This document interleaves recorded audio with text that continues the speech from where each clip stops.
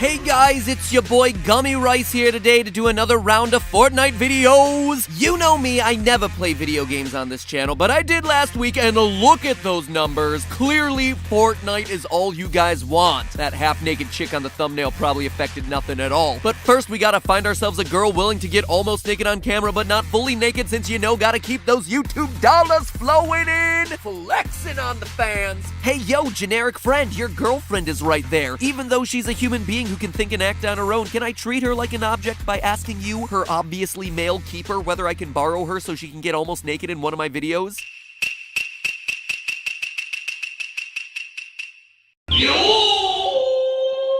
Yes and yes. Alright boys, we got Fortnite fired up. I got Boobs McGee over here. So Boobs, for each kill I'm gonna need you to remove one article of clothing. You okay with that? Doesn't matter. Already cleared it with your boyfriend. Let's do this! Oh, so close. Come on, just one more game. Beginner's luck, it's where? Oh, so close! Come on, that's clearly a hacker. Can I have another game? Can I have another game? I swear I'm gonna do it this time. Oh, what a noob tactic. Alright boys, so that was Strip Fortnite. Make sure you drop a like for more, and as always, follow me on the Instas. Gummy Rice out!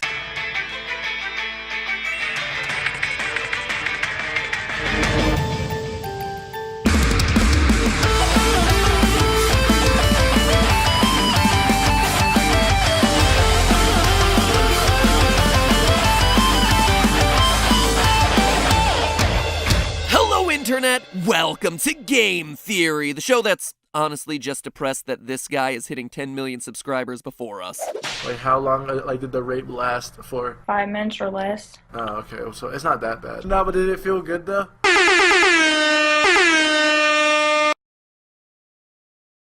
Anyway, one way he and a bunch of other YouTubers and streamers are surging up the charts these days is by playing Fortnite, a game that's spread like wildfire across the internet. If you haven't heard of it, you must be living under a rock. And honestly, you're probably under that rock hoping for some alone time to play more Fortnite. Just when everyone thought PUBG was untouchable, Fortnite surged to overtake its player count and just doubled PUBG's viewership on Twitch. The game is addictive. Wait, maybe I should watch what I say. Good Morning America might take that quote out of context for more scare tactics against video games. This is a new game called Fortnite, and some parents are worrying their kids are spending way too much time at the controls. Hey, stop!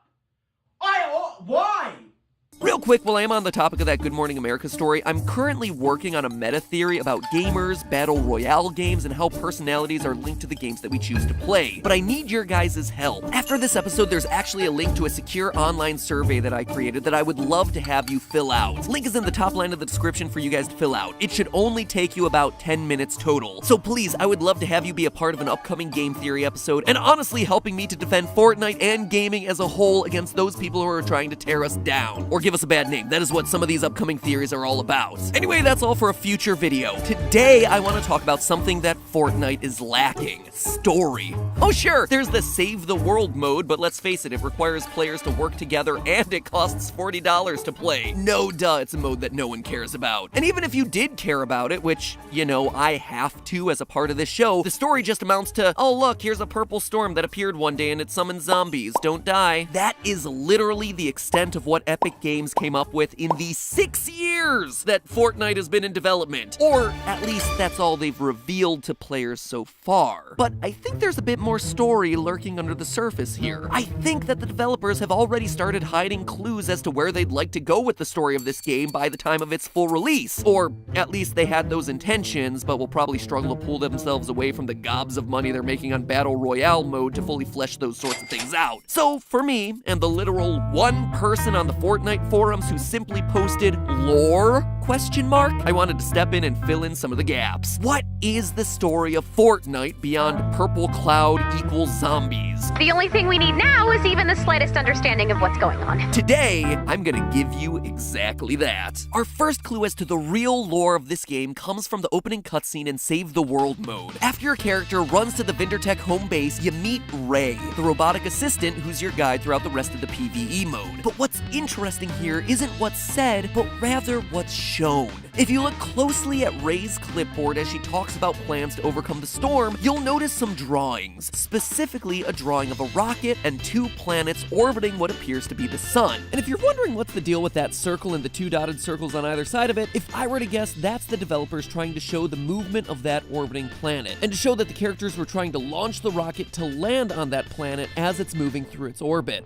And we know that this is the sun in the middle for 2 reasons. First, just notice that classic sun starburst around that center circle, meaning that this is definitely a star. But secondly, notice this small arrow between the inner and outer rings pointing counterclockwise. This is an important detail because all 8 planets in the solar system orbit the sun in the direction that the sun is rotating. The sun rotates in a counterclockwise direction, exactly like the diagram is showing here. Now, what's interesting about this when it comes to Fortnite's story is that there are only 2 planets shown on this diagram, presumably representing Mercury and Venus, the 2 closest planets to the sun. And it looks like the rocket is traveling from the first ring looking to land on the planet in the second ring. That little bit right there off the second ring looks more like a label than a flight trajectory. Also, if the rocket was launching from Earth, why wouldn't there be a 3rd ring in this diagram? In other words, what I'm saying here is that these diagrams hint at the possibility that Fortnite might not be taking place on Earth, like many have assumed, but rather on another planet. Or,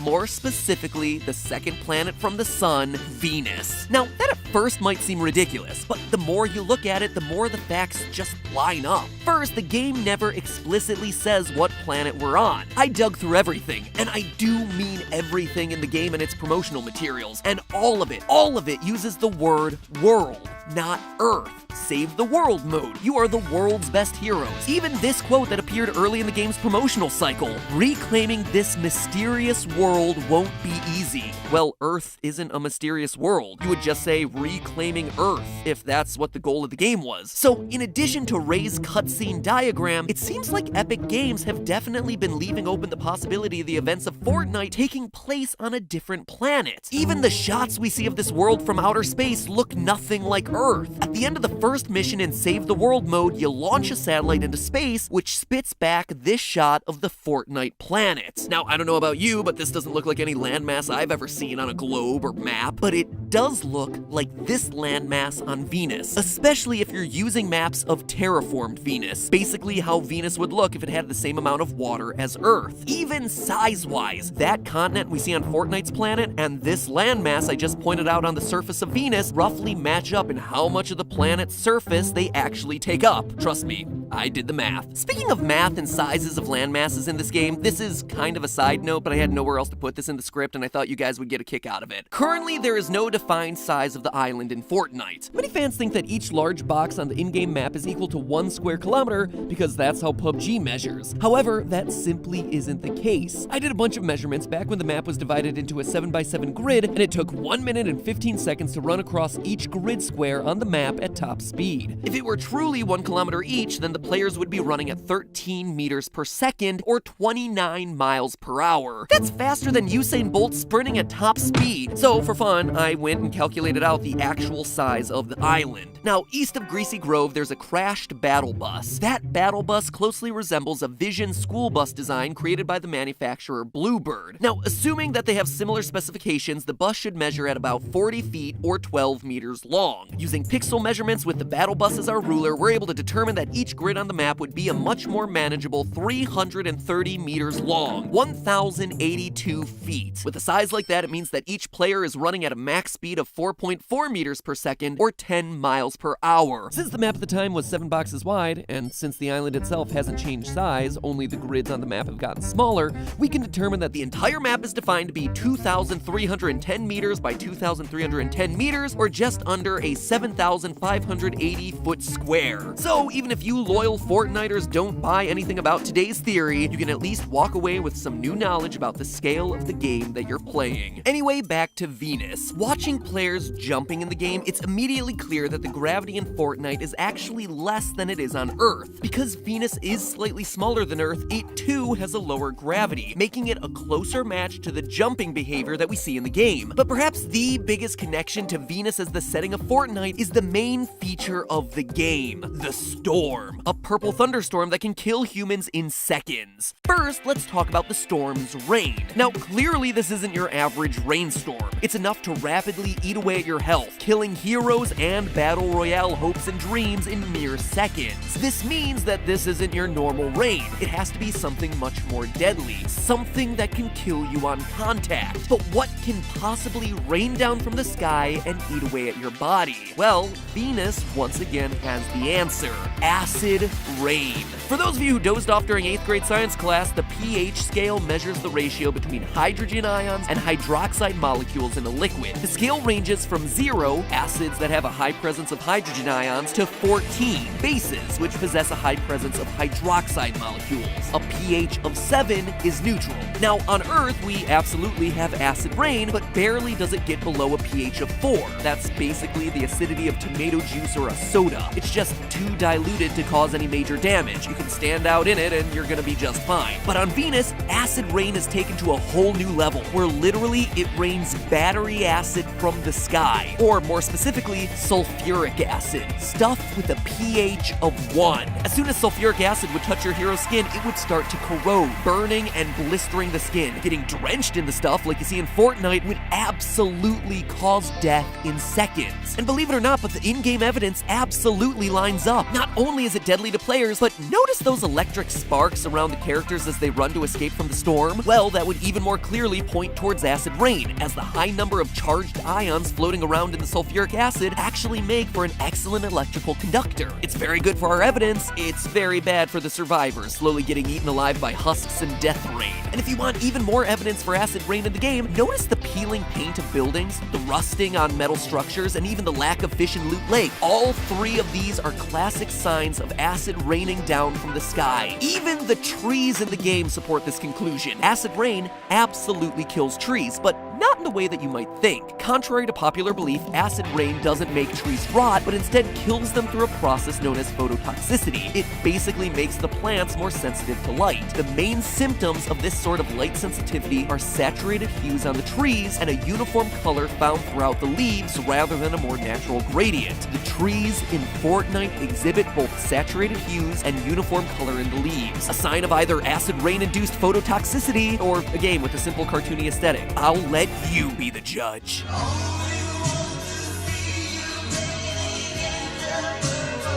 Oh, do you, Prince? You want to see me bathing in the purple rain, huh? So I can be corroded to death and you can take the Battle Royale victory for yourself? I don't think so. Even the weather patterns that we see on the planet and the overall spread of the storm across the planet's surface put it on Venus. Now, this is going really deep, but hopefully you guys appreciate this. You notice how in this opening shot we see the reflection of the sun here on the surface of the planet? Well, that helps us establish that the planet is rotating horizontally. Now, look at how the storm spreads across the planet, also horizontally, straight across the surface. This is actually abnormal based on atmospheric circulation patterns. On Earth, the atmosphere actually circulates upwards towards the colder poles. It's actually a pretty complicated system, in part because the Earth rotates so quickly. But on Venus, where the planet rotates so slowly, the weather rushes horizontally across the planet constantly, as cold air from the dark side of the planet rushes in to replace the warm air from the sunlit half. And that is exactly what we see in Fortnite, a horizontal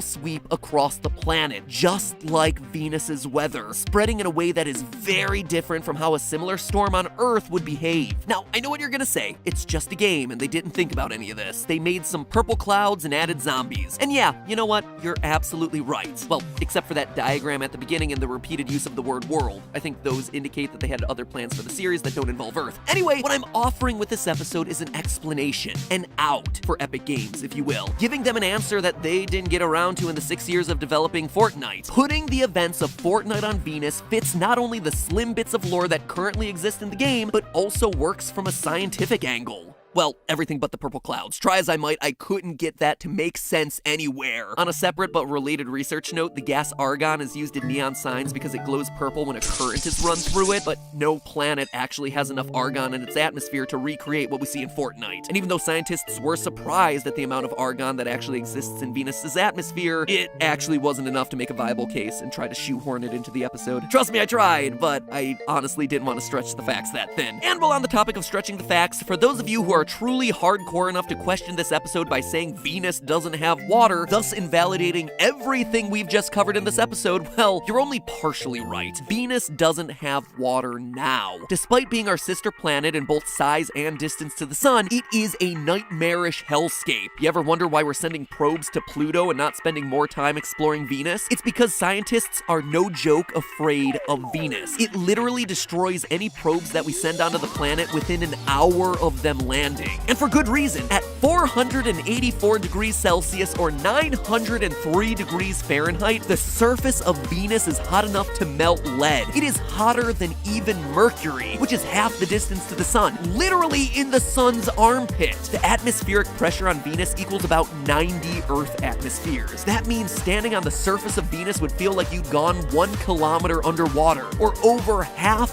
a mile underwater here on Earth. You know how awful it is to be a few feet underwater? This is half a mile underwater. That is how intense the pressure would be on your body. It'd be like taking a car, compressing it down to a square inch, and then covering every bit of your body in those super dense car cubes. And it's all because of Venus's global warming. 97% of Venus's atmosphere is made of carbon dioxide, which means the surface of the planet gets superheated and never cools off. But here's where it all works in the context of Fortnite. It wasn't always that way. In 2006, scientists came to the conclusion that Venus had a period when it was filled with water. Quote, everything points to there being large amounts of water here in the past. That's a quote from Colin Wilson, a professor of oceanic, atmospheric, and planetary physics at Oxford University and a member of the team that made this discovery. Venus used to be just like Earth. And that is the story that Epic Games can tell through Fortnite. One of a young terraformed Venus, and Earth 1.0 being destroyed by a rampant storm. A planet that humans need to rocket off of and escape from, either to Earth or to Mercury. It's a story that works from Easter eggs already in the game. From the diagram to the wording of the promotional materials to the design of the planet viewed from outer space. It's also a story that works with real-life science, from the history of Venus to its acid rain to the weather patterns present on the planet. Overall, setting the events of Fortnite on the planet Venus is a story that would work and a story that'd be pretty darn unique. And at the very least, it'd be a whole lot better than the big heaping helping of nothing that we're all currently working with. But hey, that's just a theory. A game theory. Thanks for clicking the link in the description and helping to fill out that survey I talked to you about earlier in this episode. Again, this is you helping me with an upcoming episode of Game Theory. You know that you'll be a part of that episode, and honestly, it's an episode I'm angling to be one that defends us gamers against the onslaught of traditional media hate. So a win across the board. All it takes is for you to take 10 minutes out of your day and fill out the survey. Thank you so much. And hey, before you leave, I have a final challenge for you. In the next 5 seconds, can you comment below whether you're a PUBG fan, Fortnite fan, both or neither, and then hit that subscribe button. I don't know if you have the reflexes fast enough to do it. I'll start the countdown. 5, 4, 3, 2, 1. Did you do it? I'll tell you the results of your comments and the survey in the next Fortnite theory coming up in the next few weeks. And now that you're subscribed, you won't miss it. By the way, have you ever thought about how the color you choose for your outfit in a video game affects your overall performance in that game? Check out my episode on the psychology of color theory. It's the box to the right. In a game like Fortnite, should you be choosing red skins or blue skins to ultimately get that #1 ranking? Well, you'll have to watch the episode to find out. In the meantime,